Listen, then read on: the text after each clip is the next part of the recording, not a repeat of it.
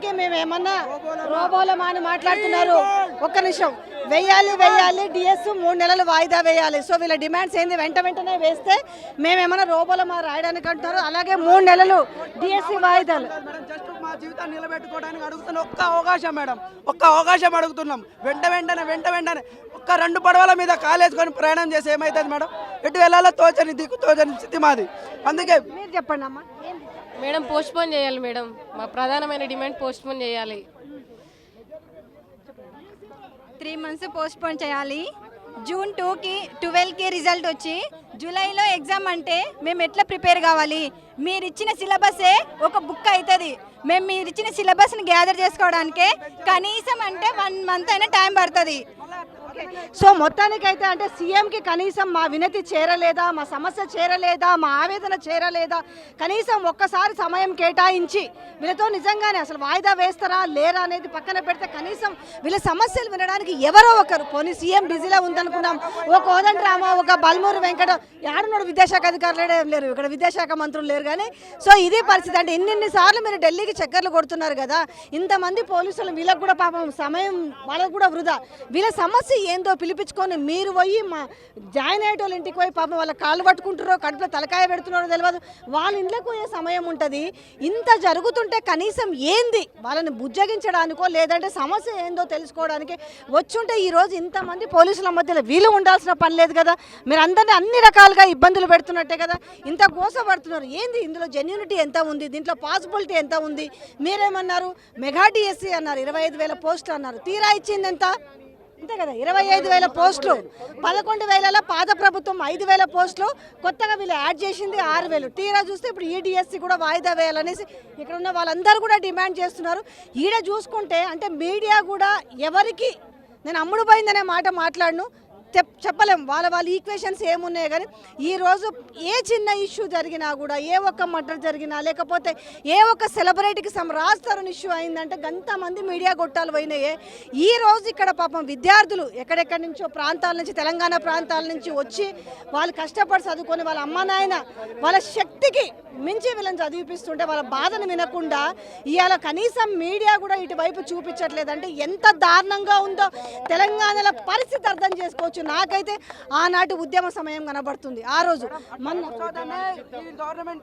మాకు కూడా అదే ఆనాటి ఉద్యమ సమయం కనబడుతుంది. సో మేము కూడా మీకు సపోర్ట్ చేస్తున్నాం. ఎందుకంటే నాకు అర్థమైంది, నేను వీడియోలు చూస్తే ఒక్క మీడియా కూడా ఇక్కడికి వచ్చి మాట్లాడిన వాళ్ళు లేరు. ధన్యవాదాలు చెప్తా ఉన్నాం మేడం.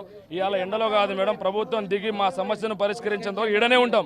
ఎందుకు ఉంటామంటే మా తల్లిదండ్రులు రోజు పొలంలో కష్టపడి తిండి తినక మాకు పైసలు పంపించి ఇలా ఇన్స్టిట్యూట్లో మేము కట్టి ఇక్కడ తిండి తినక చిన్న టెంపుల్లో మధ్యాహ్నం భోజనం తిని బతుకుతున్నాం మేడం. ఇక్కడ పైసలు లేక నడుస్తుంది మేడం. మేడం మమ్మల్ని వాడుకొని మీకు ఎక్కడ పోయిందండి ముందు తెలియదా? మీకు ఎక్కడ పోయింది మీకు తెలియదా ముందు? నేను పోయినాం బల్మూరు వెంకట దగ్గరికి, మేము 20 మంది పోయినాము. ఓపెన్ గా చెప్తాను, తీన్మార్ మల్లన్న గినక ఇప్పుడు బయట కనబడాలి, బల్మూరు వెంకట బయట కనబడాలి. మన చిక్కడపల్లి సెంట్రల్ లైబ్రరీలో జరిగినట్టు బయట ఇప్పుడు రోడ్డు మీద జరుగుతుంది. నిరుద్యోగులతో పెట్టుకున్నాడు ఎవడు కూడా అందరు మట్టి కొట్టుకుపోయారు, ఎవడు బాగుపడలే. ఈయన తీసుకొచ్చుకున్నాం. నిరుద్యోగులు ఇంతమంది ఈడ ఇబ్బంది పడతా ఉన్నాం. మా బాధలు ఇదం అర్థమైతే లేదా? ఒక ముసలాయన చచ్చిపోతే నువ్వు ఢిల్లీకి పోతావు, ఇక్కడ నిరుద్యోగులు ఈడ రోడ్ల మట్టి తిరుగుతావు. అంటే ఉద్యోగాలు పోతే నువ్వు నోటిఫికేషన్లు ఇమ్మంటలేం, ఉన్న నోటిఫికేషన్లు సడలించి మాకు టైం ఇమ్మంటున్నాం. టైం ఇమ్మనికి కూడా నీకు ఇంత నొప్పి ఏంటి? ఏం గడ్డి పీకి నీకు అలా సెక్రటరీలో ఆడేలా కూర్చుంటున్నావా? బలమూరు వెంకట మొన్నటిదాకా జీవన్ నెంబర్ 46 లేకపోతే నేను చచ్చిపోతా అన్నావు, ఇప్పుడేం చేస్తున్నావు? ఇంట్లో కూర్చున్నావు. సురేష్ ఏంటిది అంటే ఇప్పుడు ఏదైనా న్యాయం కోసం ఇట్లా కూడా కొంచెం అంటారండి, పాపం వాళ్ళకి ఇబ్బంది కలుగుతుందంట. ఇక్కడ స్టూడెంట్స్ ఎంతమందిరో పోలీసు జర చూపించి వీళ్ళకి కూడా అప్పుడప్పుడు అంతమందిరో వీళ్ళు కూడా పాపం కష్టపడుతున్నారు. కాదు సురేష్, ఇప్పుడు ఏదన్నా ఉంటే దీన్ని రాజకీయం చేస్తున్నారు. ఏ దాన్ని తీసుకెళ్ళినా కూడా బీఆర్ఎస్ ప్రభుత్వం పైన రుద్దుతుంది. తీసుకొచ్చారు వీళ్ళకి వ్యయ ప్రయాసాలకు గెలిచి నిరుద్యోగులు కావచ్చు, ఉద్యోగులు కావచ్చు, మరి అన్ని వర్గాల వాళ్ళు మార్పు అని కోరుకున్న నేపథ్యంలో ఈరోజు ఎందుకు ఇంత అలసత్వం వహిస్తున్నారని ఎందుకు అనుకుంటున్నారు? ఒకటి విషయం, ఇక్కడ బీఆర్ఎస్ కాంగ్రెస్ ఇంకోట అనే దానికి చూస్తే ఫస్ట్ విద్యార్థుల సమస్య పరిష్కరించామని చెప్పేసి స్పష్టంగా చెప్తున్నాము.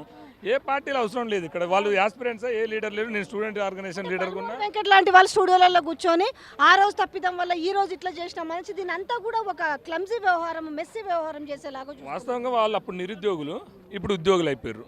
వాళ్ళకు ఉద్యోగం వచ్చింది కదా, ఎవరికైనా కామన్ కడుపు నుంచి మళ్ళీ మాట్లాడడం కదా, అవతల కడుపు గురించి మనం ఎందుకు పట్టించుకుంటాం. సో బల్మూరు వెంకట్ కూడా సేమ్ అదే చేసిండు. అప్పుడు ఆ రోజు ధర్నా చేసినప్పుడు, ఆ రోజు ఉద్యమం చేసినప్పుడు, ఆ రోజు ఏడ ఉన్న మీ విద్యార్థుల సమస్య మేము పరిష్కరిస్తాం. ఏడ కూర్చున్నా ఏ టెంట్ వేసినా నాకు ఏంటంటే తెలుసా, అందరూ ఏంటంటే వాళ్ళ ఉద్యోగాలు వచ్చేంత వరకు వీళ్ళ ఉద్యోగాల గురించి మాట్లాడతారు.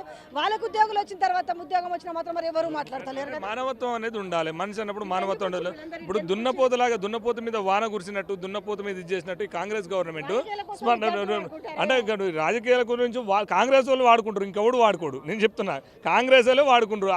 రాజకీయం కోసం, వాళ్ళ పబ్బం గడపడం కోసం ఈ పరంగా చేస్తారు. ఇప్పుడు నిరుద్యోగులు ఏమడుగుతున్నారు? ఒకటే విషయం, డిఎస్సి న్యాయబద్ధంగా పోస్ట్ పోన్. ఎందుకు పోస్ట్ పోన్ అంటే దేవసేనకు సంబంధం లేకుండా, మహేందర్ రెడ్డికి సంబంధం లేకుండా షెడ్యూల్ ఇచ్చారు. అది ఎవరు తప్పిదాం? నీ గవర్నమెంటే కదా. నీ గవర్నమెంట్ తప్పిదాం చేస్తే దాన్ని పుట్టుకోవాలి కదా. ఏం చేయాలి? ఒక 3 నెలల సమయం అడుగుతారు. ఈ మధ్యలో హాస్టల్ వార్డెన్, డిఏఓ ఈ సంబంధించినటువంటి ఎగ్జామ్స్ ఉన్నాయి. ఈ సిలబస్కు ఒక నెలకు, గతంలో ఒకే ఎగ్జామ్కి ఇంకో ఎగ్జామ్స్ 3 నెలల సమయం ఇస్తామన్నావు. కానీ ఒకేసారి దాదాపుగా 9 ఎగ్జామ్స్ పెడుతున్నావు. ఈ 9 ఎగ్జామ్స్ ఎట్లా రావాలి? రోబోనా ఇట్లా పేపర్ ఇట్లా తిప్పేస్తాడా? వన్ వల్ల పాసిబుల్ అవుతుందా? ఒకవేళ ఒక్క ఎగ్జామ్ అయితే, ఒక్క ఎగ్జామ్ పెట్టినావు, ఒక్క ఎగ్జామ్ క్వాలిఫై కమ్మని నా కొడుకులు ఎమ్మెల్యే అయినా, మంత్రి అయినా, ముఖ్యమంత్రి అయినా, ఒక్క ఎగ్జామ్. ఇప్పుడు వీళ్ళని ఎందుకు షాపు గురి చేస్తారు? ఆడపిల్లలు ఫీడింగ్ వదిలిపెట్టి, 3 నెలల పాపలకు ఫీడింగ్ వదిలిపెట్టి ఇక్కడికి వచ్చి వాళ్ళు ధర్నాలు చేస్తున్నారు. ఎవరికి అర్థం కావట్లేదా? ఈ దొంగ కొడుకులకు అర్థం కావట్లేదా? మేమేమంటున్నాం, ఫస్ట్ సమస్య పరిష్కరించడం. కోదండరామరెడ్డి ఇంకో ప్రజా సంఘాలని చెప్పుకున్న ముండా కొడుకులంతా ఇక్కడికి రమ్మను. ఈడ వేల మంది వచ్చారు. వాళ్ళంతా డిప్రెషన్ గురవుతారు. 2-3 లక్షల మంది డిప్రెషన్ గురవుతున్నారు. ఒకటే విషయం, స్పష్టంగా వీళ్ళతో మాట్లాడి వీళ్ళ అనుకూలంగా, మా కోసమే కదా, నిరుద్యోగుల కోసమే ఎగ్జామ్, లేకపోతే ఇంకోని కోసం, లేకపోతే పోస్టులు అమ్ముకుంటారా? ఎవరు హర్షవర్ధన్ రెడ్డి, ఎవడు వాడు సంబంధం లేడు. విద్యాశాఖకు సంబంధం లేనివాడు స్టేట్మెంట్ ఇస్తాడు, ఎగ్జామ్స్ బరాబర్ నడుపుతానని. నువ్వోడురా నాయన నడుపుదానికి? పోస్ట్ అమ్ముకుంటారా? నడిపితే ఏం చేస్తారు? అంటే ఈడవాడు నడుపుదానికి విద్యాశాఖ అధికారులు ఉంటారు కదా. ఇప్పుడు కోర్టుకు పోయినా, ఇంకోటి టెట్ నార్మలైజేషన్ చేయలేదు, రేపు కోర్టు పెడితే మీ ముట్టి మీదనే తంతది.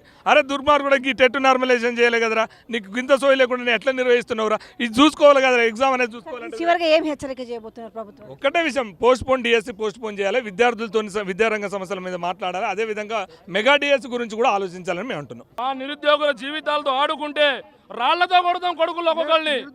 ఆ దయాకరు 12 తరగతి పాస్ కాని వాడు ఇవాళ విద్యా వ్యవస్థ గురించి, మా చెల్లెల గురించి, మా అన్నదమ్ముల గురించి మాట్లాడే రైట్స్ వచ్చినాయి వాడికి. 10th క్లాస్ పాస్ కాలే, డీడీ కాలనే ఉంటాడు క్యాంపస్లో. ఇక్కడ రమ్మని చూద్దాం, నిరుద్యోగుల సత్తాన్ని చూపిస్తాం మేము. ఒక్కసారి తొక్కితే చచ్చిపోతాడు.